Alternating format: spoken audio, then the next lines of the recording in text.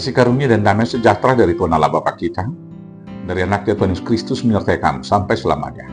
Amin. Selamat pagi Bapak Ibu Saudaraku yang terkasih dalam Yesus Kristus. Selamat beraktivitas memuliakan nama Tuhan kita. Dipandu firman-Nya dari 1 Korintus 11 ayat 11 sampai dengan ayat 12. Demikian firman Tuhan. Namun demikian dalam Tuhan tidak ada perempuan tanpa laki-laki, dan tidak ada laki-laki tanpa perempuan.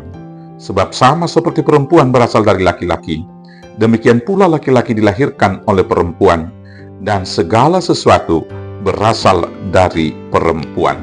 Demikianlah firman Tuhan. Bapak Ibu Saudaraku yang terkasih dalam Yesus Kristus, gerakan aktivis dunia memperjuangkan persamaan gender telah mengantarkan kaum perempuan mendapatkan posisi yang setara dalam banyak hal kehidupan dalam sejarah kehidupan manusia hingga pada masa kini. Misalnya dalam sektor pendidikan. Sekarang sudah banyak perempuan yang menjadi profesor, dokter, dan banyak yang lebih unggul daripada laki-laki. Demikian juga dalam hal-hal yang menjadi praktisi atau para pekerja. Banyak sekarang wanita yang menduduki posisi-posisi sentral menjadi pejabat-pejabat negara atau perusahaan-perusahaan swasta. Demikian juga Bapak Ibu Saudaraku yang terkasih dalam Yesus Kristus. Dalam masyarakat juga persamaan hak itu sepertinya sudah terjadi. Dalam kultur juga ada pergeseran-pergeseran. Kalau dulu bagi orang Batak yang membicarakan adat, yang merencanakan segala sesuatu hanya kaum laki-laki, dan kemudian kaum perempuan disuruh untuk diam dan mendengar saja. Tapi sekarang pendapat perempuan juga sudah diminta dan kemudian didengarkan.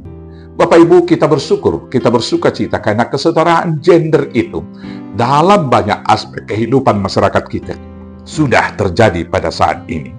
Tetapi karena persamaan hak tersebut, kesamaan gender tersebut, ada juga posisi-posisi yang bergeser. Yaitu ada istri yang lebih banyak gajinya dari suaminya. Ada istri yang menjadi tulang punggung. Kalau secara umum biasanya suami yang menjadi tulang punggung. Akibatnya yang menjadi negatif, sebagian dari para istri itu lupa akan diri, lupa posisi, lupa pada hakikatnya sesuai dengan dasar firman Alkitab tentang hidup rumah tangga. Secara formal, baik juga secara agama, istri masih mengakui suami adalah sebagai kepala rumah tangga. Tetapi secara faktual, banyak sekarang ini istri lebih berani dan lebih banyak mengambil keputusan. Dan secara fakta dapat kita katakan dengan singkat, yang mengambil keputusan dan memimpin keluarga ada yang menjadi istri. Maka akibatnya, banyak rumah tangga yang tidak baik-baik saja dan terancam perceraian. Kita dapat melihat itu kalau kita buka Google. Dari setahun ke setahun angka perceraian di Indonesia meningkat. Dan yang sedikit menjadi pertanyaan dalam hati dan agak aneh menurut saya, 70% dari pengajuan perceraian di pengadilan itu adalah diajukan oleh kaum perempuan. Ada yang salah. Apa yang perlu kita renungkan di sana? Karena itu saudaraku, hari ini firman Tuhan mengajar kita. Walau laki-laki dan perempuan sama di mata Tuhan, tetapi dalam hidup rumah tangga dan kehidupan sosial, laki-laki dan perempuan harus mau mengikuti ketetapan Tuhan yang mengatur posisi yang harmonis tentang kedudukan suami dan istri. Di ayat 3 dikatakan demikian, tetapi aku mau supaya kamu mengetahui hal ini, yaitu kepala dari tiap laki-laki ialah Kristus. Kepala dari perempuan ialah laki-laki, dan kepala Kristus ialah Allah. Karena itu, mari kita mengikuti hukum ketentuan Allah. Seorang suami menjadi kepala yang baik adalah apabila dipimpin oleh Kristus. Maka dalam melakukan tugas tanggung jawab sebagai suami, sebagai ayah, sebagai kepala rumah tangga, dia harus meneladani Kristus. Karena itulah di dalam liturgi pemberkatan nikah kita selalu diingatkan firman Tuhan yang mengatakan, hai suami, kasihilah istrimu seperti Kristus mengasihi jemaat. Yang berikutnya harus diingat secara prinsipil. Kepala istri adalah suami.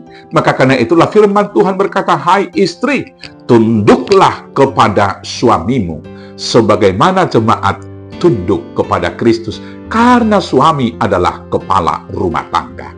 Maka dengan demikian istri yang manut dan tunduk kepada suami, dan suami yang dipimpin dan tunduk kepada Allah akan mendapatkan keluarga yang berbahagia dan yang diberkati. Bapak Ibu, mari hidup bersama sebagai anak-anak Tuhan setara di hadapan Allah, karena laki-laki dan perempuan diciptakan menurut gambar dan rupanya. Mari kita berlomba-lomba dalam berbagai sektor kehidupan, baik dalam karir, profesi, pekerjaan, bahkan juga penghasilan sehari-hari. Biar istri mungkin lebih banyak tidak apa-apa, tapi dalam hidup rumah tangga, ingatlah, Yesuslah yang menjadi kepala dari rumah tangga itu, dan suami adalah kepala rumah tangga. Si suami harus tunduk kepada Kristus, dan istri harus tunduk kepada suaminya. Maka keluarga itu semuanya di bawah pimpinan Kristus. Dengan demikian, cinta kasih akan diikat dengan cinta kasih murni dari Yesus, dan kemudian keluarga itu dipimpin dalam damai sejahtera karena Tuhan yang menjadi kepala. Tuhan Yesus memberkati. Amin. Kita berdoa. Terima kasih Bapa yang baik. Biarlah kami tetap hidup di bawah pimpinan Tuhan, agar kesakralan hidup rumah tangga tetap terjaga hingga pada akhir zaman. Kuatkan, mampukan anak-anak-Mu, keluarga-keluarga Kristen, menjaga kekudusan rumah tangganya di tengah-tengah kehidupan dunia yang semakin banyak berantakan, dan kemudian membubarkan hidup keluarga mereka. Terima kasih Bapa, mampukan kami melakukannya hanya dengan pertolongan Yesus Kristus, Tuhan Juru Selamat kami yang hidup. Amin. Selamat beraktivitas, Tuhan Yesus memberkati. Horas, horas, horas.